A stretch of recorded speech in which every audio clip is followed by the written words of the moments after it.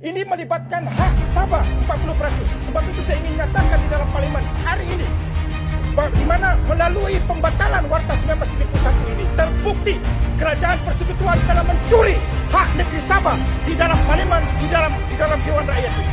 Telah mencuri hak negeri Sabah di dalam parlimen, telah mencuri hak negeri Sabah, telah mencuri hak negeri Sabah. Kita rujuk kepada sidang parlimen yang lepas, Datuk Yang di-Pertua. Kalau Datuk Yang di-Pertua ingat, saya pernah merujuk Menteri Keuangan ke Jawatan Kuasa Khas kerana memberikan jawapan yang bercanggah dengan Menteri Hal Ehwal Sabah berkaitan dengan isu 112C dan 112D.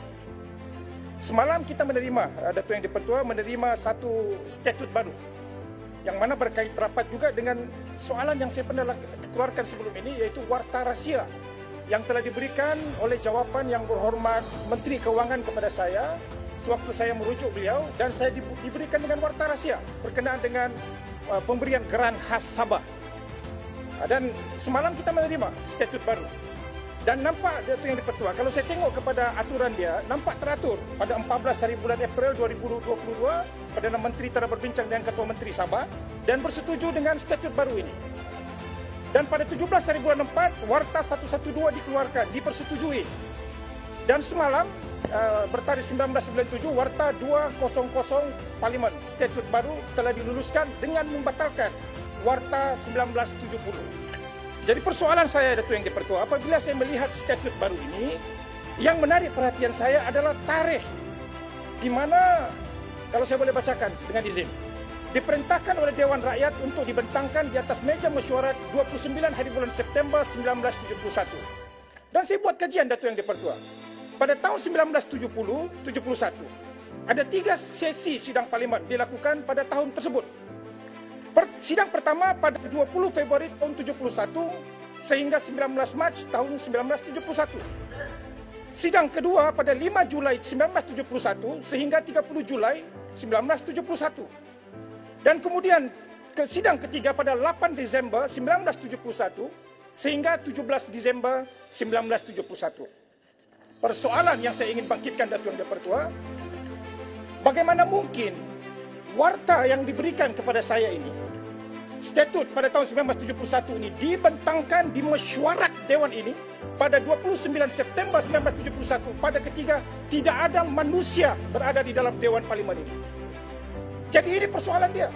Ini melibatkan hak Sabah 40%. Sebab itu saya ingin nyatakan di dalam parlimen hari ini, di mana melalui pembatalan Warta 1971 ini terbukti kerajaan persekutuan telah mencuri hak negeri Sabah di dalam parlimen, di dalam Dewan Rakyat ini. Dan inilah yang ingin kami bangkitkan. Saya ingin tanya kepada Menteri Keuangan, apa sebab pada tahun 1971, 29 September, dibentangkan warta yang pada ketika itu tidak ada persidangan dilakukan, dan kepada siapa mereka bentangkan, dan siapa yang bersetuju terhadap warta ini.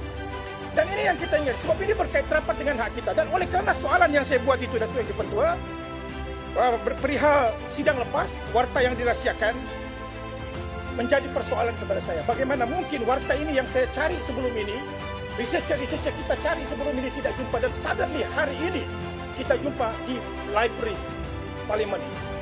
Jadi saya minta penjelasan daripada Menteri Keuangan kerana ini melibatkan hak negeri Sabah. Dan di sini juga saya ingin rekodkan, Datuk Yang di-Pertua, jika benar Ketua Menteri Sabah bersetuju terhadap jadual baru ini dan mengabaikan dari segi porsi dia tentang hak Sabah ini, saya menuntut rakyat Sabah menghukum kerajaan CRS kerana telah mengabaikan dan menidakkan hak Sabah bersekongkol dengan kerajaan persekutuan. Terima kasih, Yang Berhormat.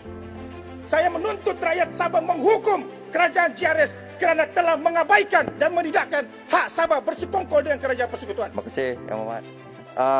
Mungkin saya boleh mengajak Menteri Hal Ehwal Sabah, Datuk Sri, Tan Sri, untuk bersama-sama saya dengan jumpa dengan Tan Sri lah selepas ini. Jumpa saya dulu. Saya minta Yang Berhormat Menteri Hal Ehwal Sabah berjumpa dengan Tan Sri selepas ini untuk melihat perkara ini. Yang Berhormat.